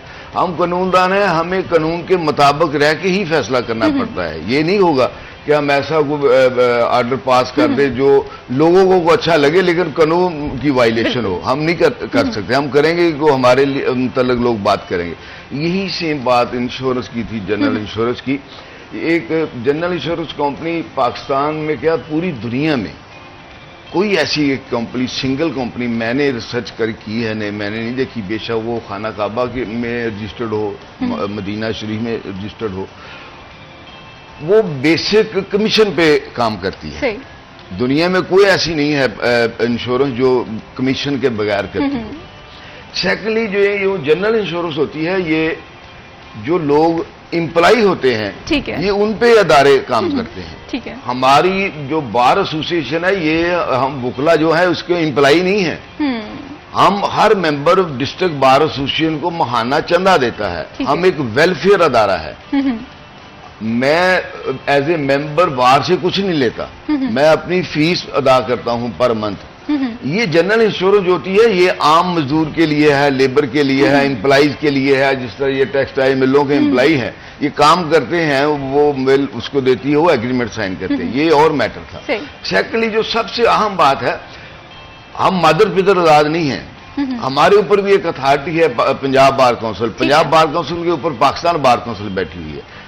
जो रूल्स में लिखा हुआ है, हम पंजाब बार काउंसिल के रूल्स को फॉलो करते हुए उसके पैरेलल हम कोई नई शादी नहीं कर सकते। सही। मैंने वो दाऊद तकाफुल कंपनी थी जिससे लास्ट ईयर होता, मैंने उसके नुमाइंदों को बुलाया और पूछा कि आपके पास कोई गुंजाइश, कोई कानून ऐसा आप मुझे दिखा सकते हैं जिसमें आपको इजाजत दी हो आपकी कंपनी को कि आप मेरे जैसे भी डिस्ट्रिक्ट बार एसोसिएशन फैसलाबाद जैसे फलाही अदारे के साथ MOU साइन कर सकते हैं। उन्होंने बोला कि प्रोविजन नहीं है। तो मैं अगर प्रोविजन नहीं है तो आपको किसने इख्तियार दिया कि आपने ये एग्रीमेंट इतना बड़ा साइन कर दिया? सही। उसने बोला कि ये मैंने स्पेशल परमिशन ली है। तो मैंने पूछा भाई स्पेशल परमिशन किससे ली है? देखिए ये फाइनेंस कंपनियां हैं, इसके लिए बाइलाज बनते हैं, पार्लियामेंट इसको अप्रूव करती है, इसका एक चार्टर बनता है, उसमें लिखा होता है कि इस SOP के तहत आपने बाहर नहीं जाना। ठीक है। फिर मैंने बोला कि कोई ऐसी इंश्योरेंस दिखा दे जो हुई हो और जो मेडिकल के बगैर हुई हो। ये होगी। मैं कहा ये اب میں بطور وکیل اسٹوڈنٹ آف لا میں ایسا کام نہیں کروں گا جو انلیگل ہو. بالکل. میں اس کو پولیٹیکل سٹنٹ کے طور پر استعمال نہیں کروں گا کہ میری شہرت بہت اونچی ہو جائے گی. فیمیل میں نے کون سا پرائم منسٹر کا الیکشن لڑنا ہے؟ میں تو وکلا کا نمائندہ ہوں. میں نے وکیلوں کی بات کرنی ہے, قانون کے مطابق کرنی ہے. جو مجھے قانون اجازت نہیں دے گا میں وہ ایگریمنٹ سائن نہیں کروں گا. ہاں یہ ضرور ہو سکتا ہے کہ جو آفس بیئرر جو میں اگر سائننگ اتھارٹی ہوں تو کمیشن لوگ لیتے ہیں, میں بھی لے سکتا تھا. میں نے سمجھا کہ نہیں یہ بددیانتی ہوگی. وہی پیسے جو ہے میں نے فکس اکاؤنٹ کر دیے اور وکلا کی سینئر لوگوں کی مشاورت سے کر دی ہے. الحمدللہ جانے کے بعد جب ہم جائیں گے ادھر سے تو فکس اکاؤنٹ 4 کروڑ سے زیادہ پیسے چھوڑ کے جاؤں گا, اس لیے تاکہ وہ 20 سال کے لیے مقرر ہو جائے. اس کا سالانہ منتھلی جو پرافٹ ہوگا وہ وکلا کی فلاح کے لیے استعمال ہوتا رہے گا. یہ ایک بات بڑی سیدھی سی کلیئر سی ہے. کوئی ایسا کام دنیا میں نہیں کروں گا جو وکلا کے خلاف ہو. ایک بات آپ نے غور کی ہوگی, سیکورٹی کے حوالے سے بات کروں گا, پہلے بھی بات ہوئی تھی. آپ نے غور کیا ہوئے 7 ماہ گزر گئے. میں پوری ذمہ داری سے آپ کے پروگرام کے ساتھ سے یہ کہوں گا کہ کوئی فیصلہ آباد کا ادارہ چاہے پرائیویٹ ہو چاہے سرکاری ہو وہ مجھے یہ بتا دے کہ میں نے یہ 7 ماہ میں کسی ادارے میں انلیگل انٹرفیئرنس کی ہو. ٹھیک ہے. میں نے ٹاؤن ڈیولپروں کی اپنی بار میں پریا پنچایت کی ہو. میں نے چیمبر کے مسائل کو اپنے بار میں لے کے حل کیے ہو. سوتر منڈی گلا منڈی کے مسائل کو میں نے لیا ہو. میں نے قطن کچھ نہیں کیا. میں نے بولا کہ ادارے ہیں, آپ اپنا کام آپ نے کرنا ہے, میرے وکلا کے مسائل ہیں میں اسی پہ رہوں گا. میں اس پہ میں نے فوکس کیا ہے. میں نے اسی لیے مجھے کسی گن کی ضرورت نہیں ہے. میں صبح گھر سے بڑی آزادی سے نکلتا ہوں, شام کو اپنی نیند بڑی پورے سکون سے ہوتا ہوں. مجھے کوئی پریشانی نہیں ہے, کوئی دشمنی نہیں ہے میری. اسی لیے میری بار کو بھی گنوں کی ضرورت نہیں ہے. میرا تو یہ بھی ماننا تھا کہ اگر کسی بندے کی دشمنی ہے تو گھر بیٹھ کے اس نے وکالت ضرور کرنی ہے. دشمنی ہے اپنا معاملات نبیڑے. یہ تو ہم نے لوگوں کو انصاف دینا ہے. اور آخر میں یہ بات پھر میں آپ کی ہر بات جو آپ بولیں گے میں اس کا جواب دوں گا. ایک بات ضرور ذہن میں میرے آ رہی تھی. ہماری بار میں نا اکاؤنٹیبلٹی ہے. یہ ہماری بار میں پورے پاکستان کی ایک واحد ادارہ ہی وکیلوں کا ہے. ساتھ نہیں ہوگا تو اکاؤنٹیبلٹی ہماری ہی بار میں ہے. اور ہماری لاہور بار ہے, کراچی بار ہے, پاکستان کی کوئی بار ہے, اس ہر آفس بیئر کی اکاؤنٹیبلٹی ہے. ٹھیک ہے. ہم سال جانے کے بعد کا انتظار نہیں کرتے. صحیح. اکاؤنٹیبلٹی کے عمل کو کس طرح سے میک شور کیا جاتا ہے؟ ہر بندہ آپ جو بھی ریچ اور ممبر ہے, مسجد ممبر ہے, وہ میرے سے پوچھ سکتا ہے مجھے کھڑا کر کے, جی صدر صاحب یہ آپ نے غلط کام کیوں کیا ہے؟ تو میں اس کو جواب دینے کا پابند ہوں اور میں جواب دیتا ہوں. ٹھیک ہے. اگر کسی دوست وہ یہ سمجھتا ہے کہ یہ آپ ایز اے پریزیڈنٹ غلط کام کر رہے ہیں, ادارے کو نقصان پہنچ رہا ہے, تو میں پوری ذمہ داری سے کہتا ہوں کہ اگر کوئی ایسی بات مجھے نشاندہی کوئی جونیئر دوست بھی کرے گا تو میں اس کو غور فکر کروں گا. یہ غلط ہو رہا ہے تو نہیں کروں گا انشاءاللہ. کیوں کروں گا؟ میں بار کے کسی بھی مفاد کے اگینسٹ نہیں جا سکتا. بالکل اسی طرح. اور شکر اللہ کا یہ ہے کہ میری جو ایگزیکٹو کمیٹی ہے بڑی نوجوان ہے, بڑی چاقو چبند ہے, وہ بھی اس چیز کو نظر رکھتی ہے. تو انشاءاللہ تعالیٰ باقی جتنے صحیح. بالکل اکاؤنٹیبلٹی ہونی چاہیے. اور میں یہ سمجھتی ہوں کہ جب آپ کو یہ حق ہو کہ آپ کھل کے اپنی رائے کا اظہار کر سکتے ہیں, خاص طور پہ صدر کے ساتھ ڈسٹرکٹ بار ایسوسی ایشن کے, تو مسائل بہتر طور پہ حل ہو سکتے ہیں. ظاہر سی بات ہے چیزیں فیڈ بیک کے طور پر اگر لے کر چلیں تو بہت بہتری آتی ہے. تو میں یہاں پر آصف صاحب آپ سے بھی جاننا چاہتی ہوں, اگر ہم وکلا کے مسائل کے حوالے سے بات کریں, ینگسٹر کے مسائل کے حوالے سے بات کریں, تو میں یہ دیکھتی ہوں کہ چیمبرز بہت مہنگے ہیں. اس حوالے سے کیا اقدامات ہونے کی ضرورت ہے؟ آپ بینگ ایڈوکیٹ کس طرح سے دیکھتے ہیں اس چیز کو؟ جی یہ بات آپ کی بالکل درست ہے کہ اس وقت کے حساب سے فیصل آباد اسپیشلی اگر فیصل آباد کی بات کریں تو چیمبرز خریدنا جو ہے یہ کافی نوجوان وکلا کے لیے اسپیشلی بڑا ایک مشکل کام, ایک ٹاسک کا درجہ اس نے رکھ لیا ہے. اس کی 2-3 وجوہات ہیں. ایک تو جس طرح ہم نے پہلے ڈسکس کیا کہ بہت سارے لوگوں کا رجحان آ گیا ہے کہ ہم نے وکیل بننا ہے, تو اس لیے جب وہ آئیں گے ان کی اسٹرینتھ زیادہ ہوگی تو ظاہر سی بات ہے آبویسلی ان کو اپنے چیمبرز کے لیے جگہ درکار ہوگی. دوسرا چیمبرز کی جگہ اس حوالے سے جتنی اسٹرینتھ بار کی بڑھتی جا رہی ہے اس حوالے سے چیمبرز کی تعمیر نہیں ہو سکی. چیمبرز کی تعمیر کے لیے سب سے پہلے تو ہمارے پاس مطلب بار کے پاس کوئی ایسی جگہ نہیں ہوتی کہ بار اپنے طور پہ کوئی چیمبرز کی تعمیر کر لے. اس کے لیے لامحالہ ہمیں جو اپنی گورنمنٹ ہے اس سے اپروچ کرنا پڑتا ہے, ہماری انتظامیہ گورنمنٹ سے اپروچ کرتی ہے کہ آپ ہمیں چیمبر کے لیے جگہ مختص کر کے دیں. اس کے بعد ان کے چیمبرز کی جو ہے تعمیر ہوتی ہے. اس کے بعد ان کو ایلوکیٹ کیا جاتا ہے. جو بھی کرائٹیریا بنا لیا جائے کہ ہم نے اتنے سال کی سٹینڈنگ جن کی ہے وہ اہل ہوں گے اس حوالے سے چیمبرز کی الاٹمنٹ کے لیے. ٹھیک ہے. تو اس کو یہ پچھلے میرا خیال ہے کہ لاسٹلی اگر میں غلط نہیں ہوں گا تو 16 کے بعد شاید چیمبرز آگے نہیں بنے.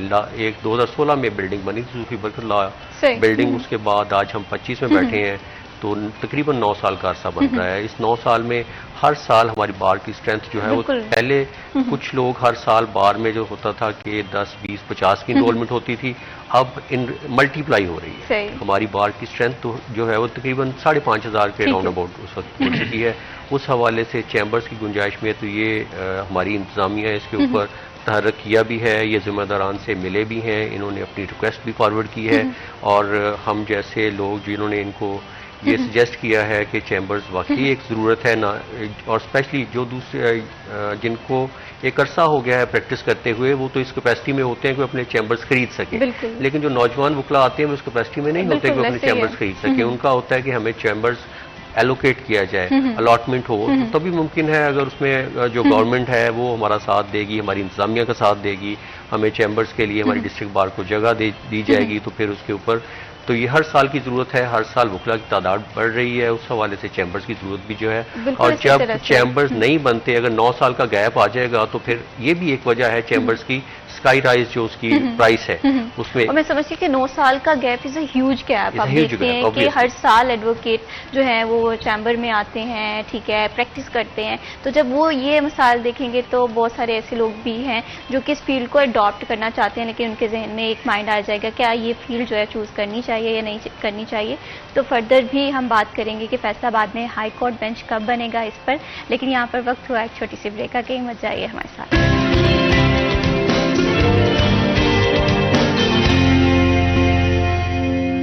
SCT@10 میں ونس اگین خوش آمدید. بریک پہ جانے سے پہلے ہم بات کر رہے تھے فیصلہ آباد کی اہم ضرورت ہائی کورٹ بینچ کا. یہاں پر یہ جو ہے بننا چاہیے, لیکن ہم دیکھ رہے ہیں کہ اس پہ اس طرح سے اقدامات نہیں ہو رہے. کیا وجوہات ہیں اور کب ڈسٹرکٹ بار ایسوسیشن کی جانب سے اس پہ کیا پلاننگ کی جا رہی ہے. تو رائے سلیمان بٹی صاحب, آپ سے میں جاننا چاہتی ہوں کہ ہائی کورٹ بینچ ضرورت بھی ہے, اس حوالے سے کیا اقدامات کیے جا رہے ہیں اور کب ہم دیکھیں گے کہ فیصلہ آباد میں ہائی کورٹ بینچ بن رہا ہے.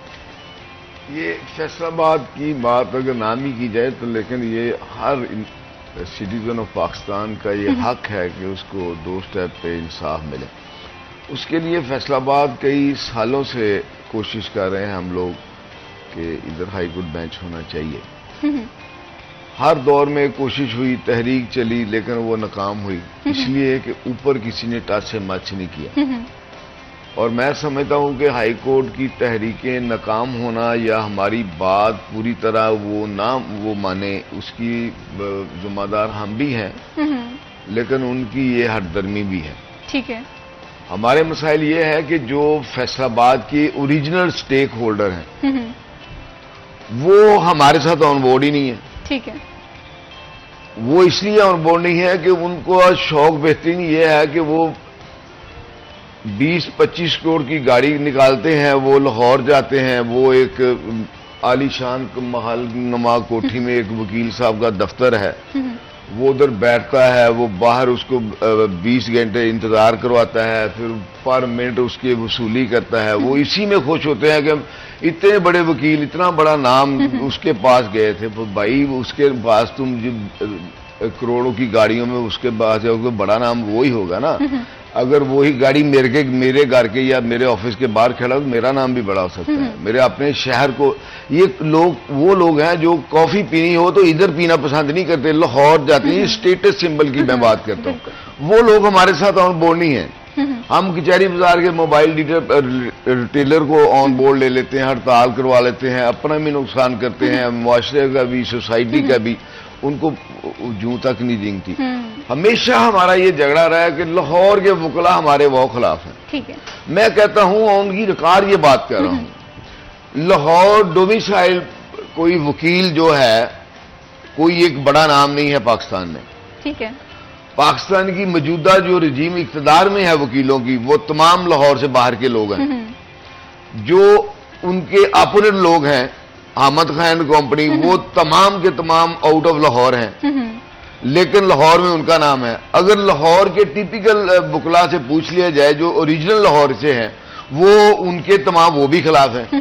وہ کہتے ہیں کہ انہوں نے ہمارے سورس پہ قبضہ کر لیا آ کر.